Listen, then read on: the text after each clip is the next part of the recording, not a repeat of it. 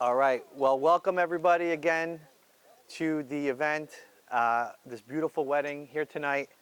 I wanted to keep it short and sweet, and I wanted to come from the heart. So I've been kind of rehearsing this in my head a little bit, but I don't have anything written down. So hopefully it all comes out correctly.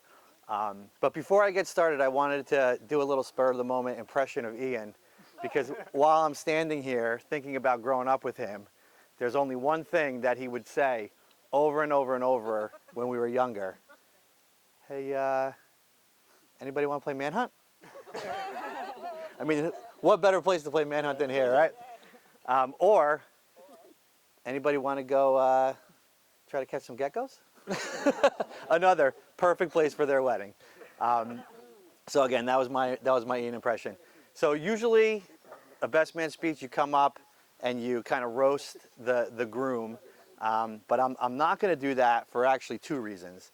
The first one is I'm afraid that he would give me the double grapes right in front of all of you. Another inside joke. And the second reason is there's really nothing bad that I can say about Ian. And I'm honored to be his best man because, you know, he really is one of the best men that I know. And we've been friends forever.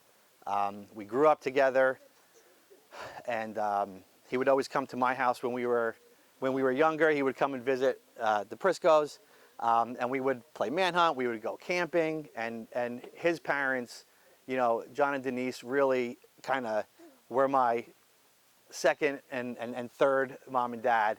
Always took care of me. It was always family. There was never a question. And you know, when we got a little bit older, I would then drive to Cliffside, and I would hang out with Ian and all his friends. We would get into a little bit of trouble, but not too much. And then Ian came to, I'm a year older in school, so Ian was going to go to University of Delaware or to Rutgers. And I was like, come on, man, you got to go to Rutgers. So convinced him to come to Rutgers. We ended up working together at a restaurant. We ended up living together for 3 years, and really just best friends. So I'm, you know, super honored to be here. You know, fast forward years and years and years, and Ian's like, you know, hey, I met somebody, I really like her. And I was like, listen, take it slow. You know, take it slow, don't rush into it. And next thing you know, he's like, we're having a baby. And there he is, look at that. Everyone give a hand for Liam. Yay, Liam. And now we're here. Ian Honest finally made an honest woman out of Kay. They have a beautiful, beautiful family, beautiful sons, beautiful daughters. And, you know, from the first moment that I met Kay, I was just so happy because I realized that Ian has what he deserves. He has someone who's kind, who's loving, who's beautiful, who's caring. She goes to Costco, she buys all the food that everybody needs.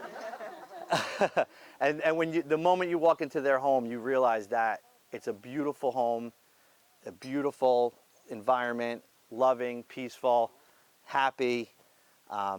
There's always banchan and plenty of good Filipino food from Tropical Hut and everything. So again, I won't bore you anymore, but just tremendously honored to be your best man. Tremendously honored to be here with all of you today, and just very, very excited for the wonderful life that you've built and the life that you have ahead with your beautiful family.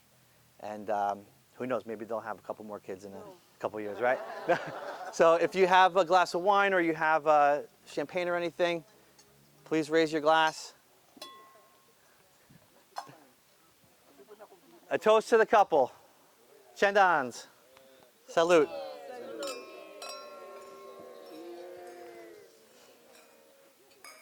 Love you, buddy. Love you. Good. Congrats. Good job. Thanks.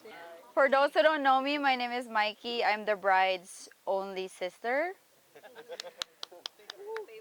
Favorite and only sister. I have no competition.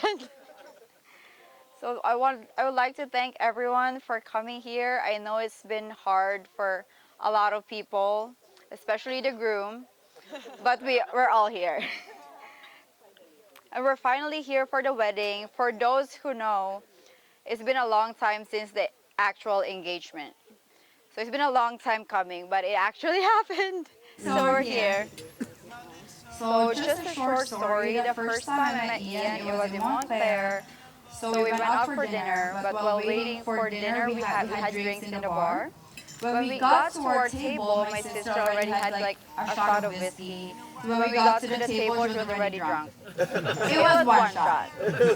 So she did all the talking that night. She was so red and talking, non-stop talking. So we had to go home early. And I really didn't get to talk to Ian that much because my sister was like non-stop. And it was only a visit. I wasn't living in Jersey yet. So the next time I met him was when I moved to Jersey. They already had Liam, and it was a totally different story.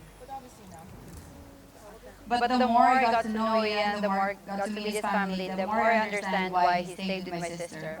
He's like the most patient person, the kindest person I know.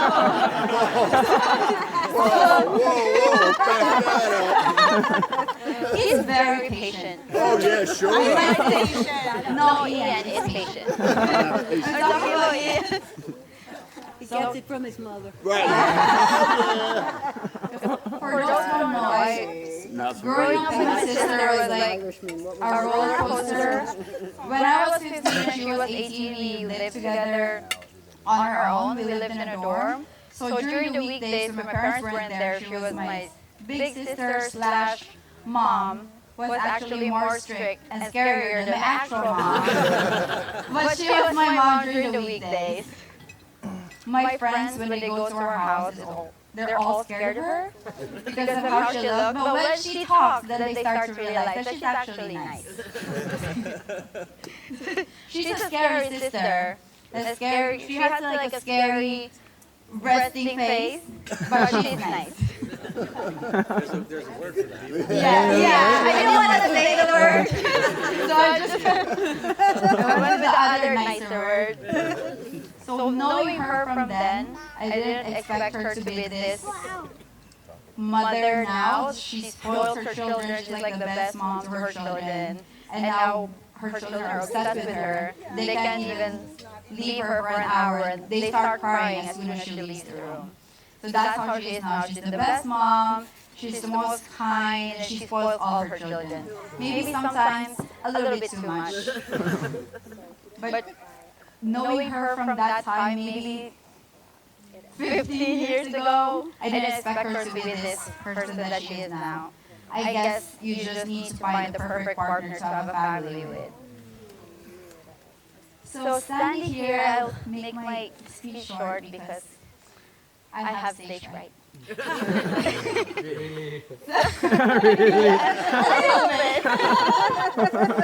So standing here, it feels like a dream come true for me and for you. I'm so happy that you got your dream wedding and it finally happened. Like after all, so they got engaged in 2020, which is 4 years ago. It's been a long time. She didn't want to do the planning. I had to ask her, so when are we gonna get married? And then, oh yeah, we're gonna plan it. And then 6 months after, so when are we gonna get married? I don't know. So I talked to all the hotels. I asked everything, and then she just stopped planning. And it's like nothing happened. And then she met Pearl, and then this wedding happened. So thank you, Pearl. I know it's the dream wedding that she's always talked about. So congratulations to you both. We're finally here. You're finally married. I love your children and I love you both. Congratulations. I wish you more travels, but maybe next time Kay has to do all the bookings. Like all the bookings. So you'll get here on time. Congratulations. Cheers.